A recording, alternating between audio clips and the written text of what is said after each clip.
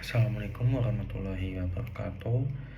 Eh, Sebelumnya perkenalkan, nama saya Raffi Satria Balangga dari Prodi Teknik Pertambangan dengan NRT 5061251046. Dalam kesempatan kali ini saya akan melanjutkan video sebelumnya yang kemarin kita membahas tentang chapter 2. Sekarang kita akan membahas tentang chapter 3 yang berjudulkan laut dan morfologi dasar laut.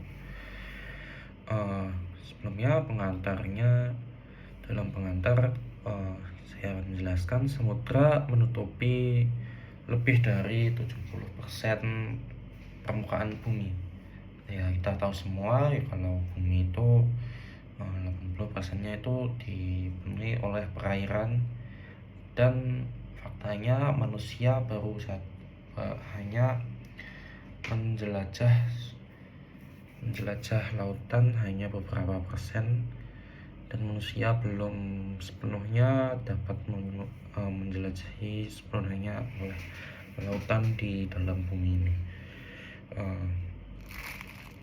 Selanjutnya, bumi dasar laut menyimpan catatan penting evolusi gerak samudra serta pergerakan lempeng.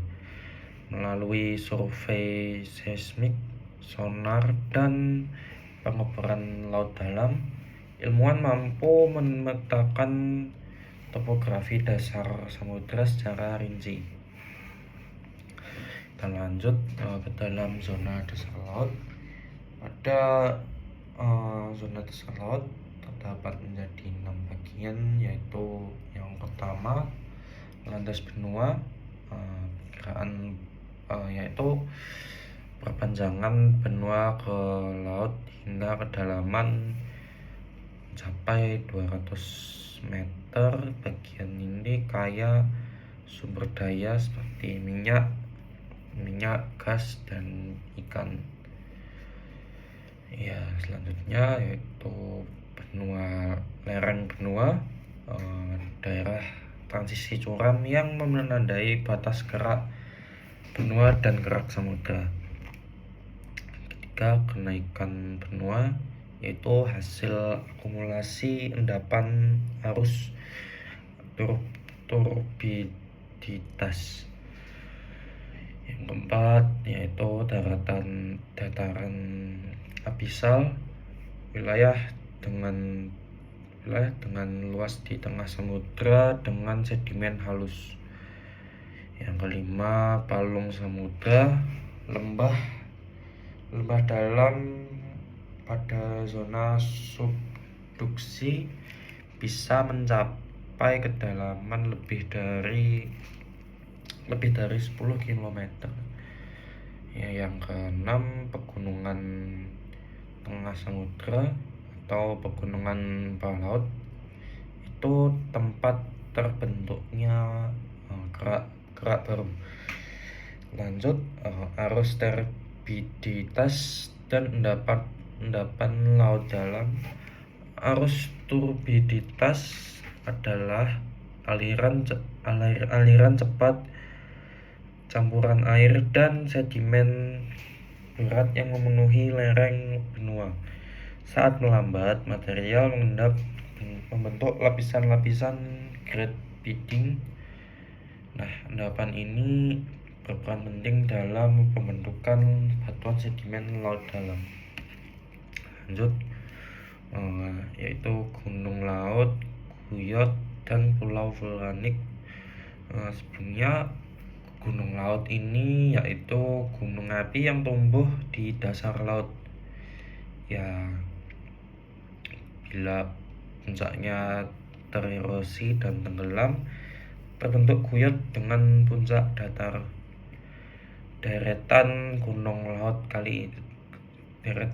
laut seringkali mengikuti pergerakan lempeng di atas panas, atau disebut juga dengan hotspot, seperti Kepulauan Hawaii. Lanjut, jenis sedimen dasar laut. Yang pertama, sedimen terrigenous. yaitu material erosi dari daratan yang terbawa ke laut. Lanjut, sedimen biogenik atau disebut juga pelagenik, yaitu sisa organisme mikroskopis yang mengendap di lautan dalam. Yang ketiga yaitu sedimen vulkanik, abu, dan pecahan letusan bawah laut. Nah, komposisi sedimen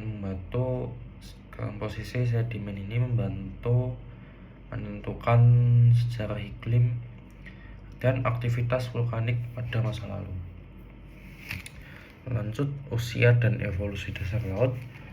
Ya, penyebaran dasar laut menghasilkan pola usia batuan yang muda di pegunungan dan semakin tua ke arah palung. Tidak ada kerak samudra yang berumur lebih dari 200 juta tahun, ya, karena siklus subduksi memperbarui dasar laut. Nah, yang terakhir yaitu terumbu karang dan atol. Terumbu karang tumbuh di perairan hangat dangkal. Evolusinya menurut Darwin, yang pertama, terumbu tepi itu biasanya di sekitar pantai. Nah, ya, biasanya jika bisa untuk dilihat oleh semua orang, seperti menyelam, seperti skydiver gitu. Nah, yang kedua, terumbu karang penghalang, yaitu ketika daratan mulai tenggelam. Biasanya ditemukan di laut yang lebih dalam. Yang ketiga yaitu atol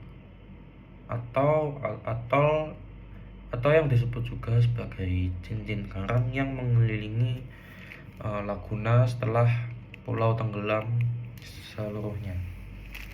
Sekian materi dari chapter 3 kali ini.